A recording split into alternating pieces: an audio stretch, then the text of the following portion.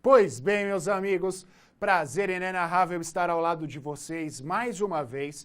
Eu sou o professor Acácio Miranda e hoje, no Legislação em Foco, falaremos sobre uma lei editada no dia de hoje. A Lei 13.827 de 2019.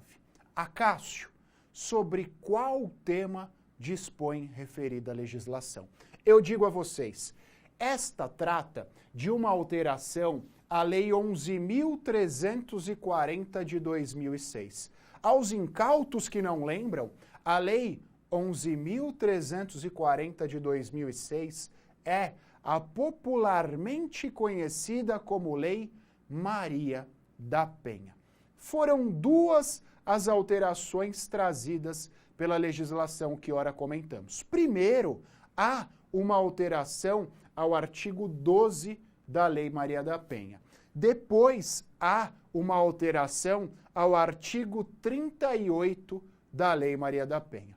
Vejam o que diz a ementa da legislação.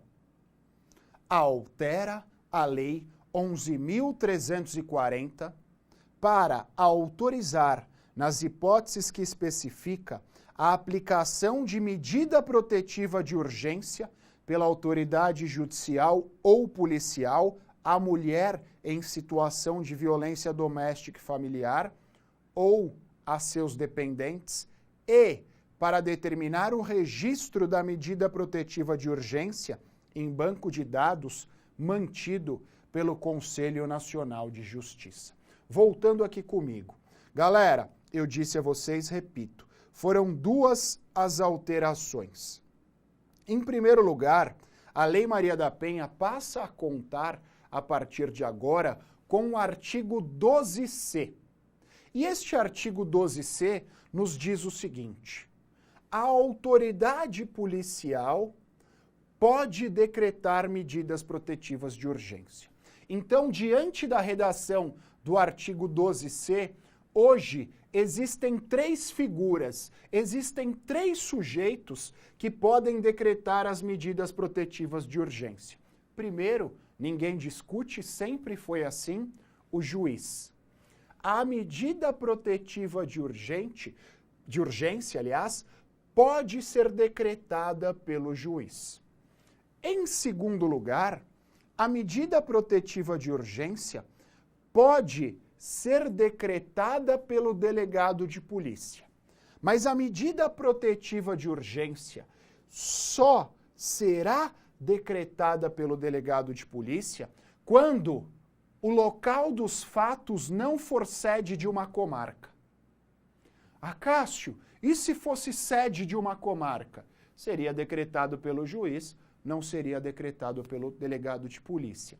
E a terceira hipótese é talvez a grande novidade da legislação. É possível a decretação da medida protetiva de urgência pelo policial quando o município não for sede de comarca e também quando não há delegado de polícia no local dos fatos, quando estes ocorrerem. Vejam, meus amigos, quando você diz policial, Acácio, você está dizendo o quê? Eu estou dizendo o policial militar, eu estou dizendo o investigador de polícia, eu estou dizendo o policial, todos aqueles elencados no artigo 144 da Constituição Federal.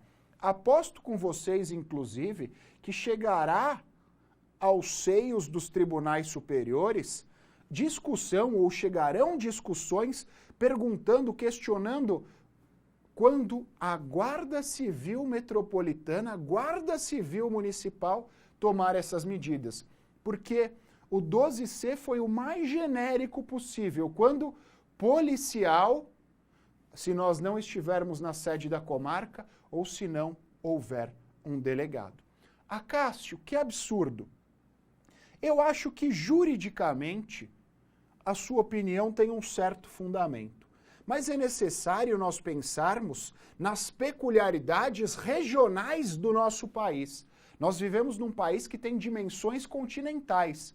Eu brincava aqui antes da gravação com a galera, eu sou de uma cidade no interior de São Paulo chamada Porangaba. Porangaba faz divisa com Conchas, Torre de Pedra, Guareí, Bofete e Pardinho.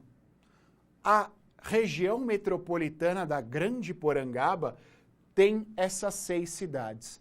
Há um único delegado que responde pelas 6 cidades. Então ele trabalha segunda numa cidade, terça na outra, quarta na outra e assim sucessivamente. Ou seja, se só o delegado pudesse decretar esta medida protetiva, nós teríamos um lapso temporal muito grande. E como o próprio nome nos diz, é uma medida de urgência. Diante disso, a lei abriu mão de certo formalismo inerente a cada um destes cargos para permitir ao policial que ele o faça. Acácio, quando o policial o fizer, ou mesmo quando o delegado o fizer, isso não passará pelo crivo judicial?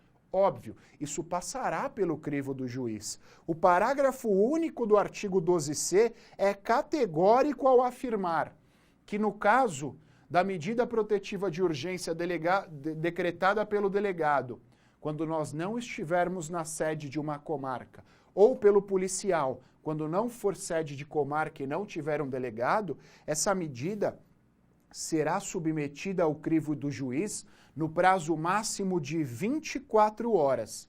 E o juiz, em 24 horas, decidirá pela sua legalidade e, consequentemente, pela sua manutenção ou pela sua revogação.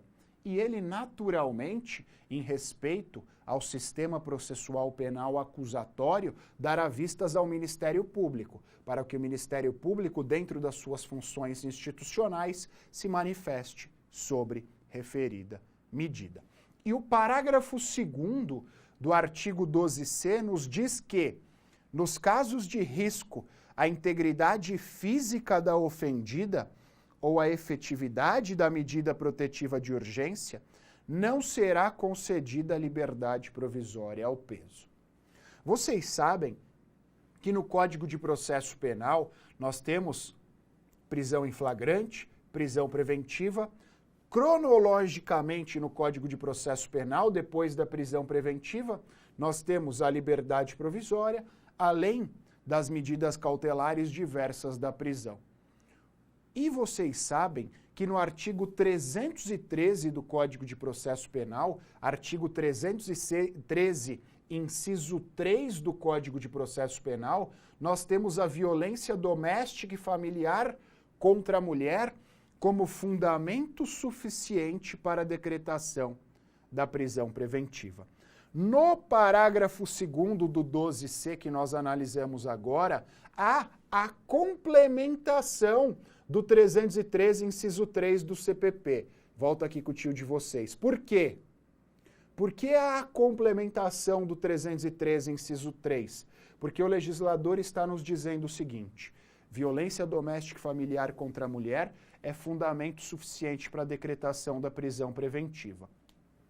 Mas, porém, contudo, entretanto, todavia, entre mentes, até este momento, o juiz poderia conceder a liberdade provisória.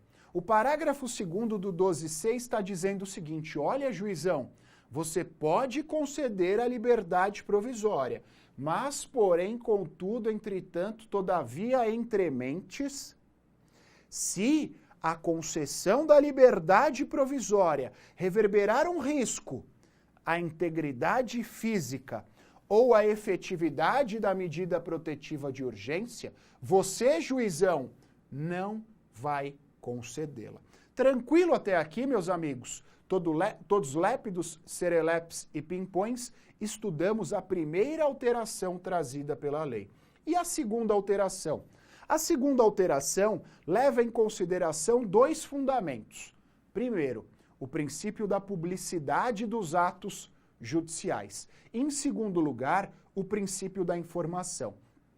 Esta segunda alteração acrescentou o artigo 38A a Lei Maria da Penha, que diz o seguinte, põe na tela: o juiz competente providenciará o registro da medida protetiva de urgência. Parágrafo único. As medidas protetivas de urgência serão registradas em banco de dados mantido e regulamentado pelo Conselho Nacional de Justiça, garantido o acesso ao Ministério Público, à Defensoria Pública e o acesso dos órgãos de segurança pública e de assistência social, com vistas à fiscalização e à efetividade das medidas protetivas. Ou seja, voltando aqui com o tio de vocês, o 38A nos diz que será mantido esse cadastro pelo CNJ, terão acesso a ele todos os órgãos interessados, então o próprio Judiciário, o Ministério Público, Defensoria Pública, autoridade policial, órgãos de assistência social. Por quê? Para que todos eles possam acompanhar a efetividade da medida. A partir disso, eles vão acompanhar se ela está sendo cumprida, se ela não está sendo cumprida, se nos termos atuais ela é efetiva ou se ela é inócua e assim sucessivamente. Tranquilo, meus amigos? Portanto, duas alterações operadas à Lei Maria da Penha. Vocês sabem da importância da Lei Maria da Penha, seja nos concursos públicos, seja no exame de ordem, seja para as discussões acadêmicas, seja na vivência prática de cada um de vocês. É um dos temas mais discutidos dentro do direito penal e do processo penal. Estas alterações não estarão em circunstâncias distintas. Ainda serão muito discutidas pela doutrina e pela jurisprudência. Mas vocês que nos acompanham saíram na frente. Mais uma vez. Foi um prazerzaço estar ao lado de vocês. Valeu, abraços, tchau!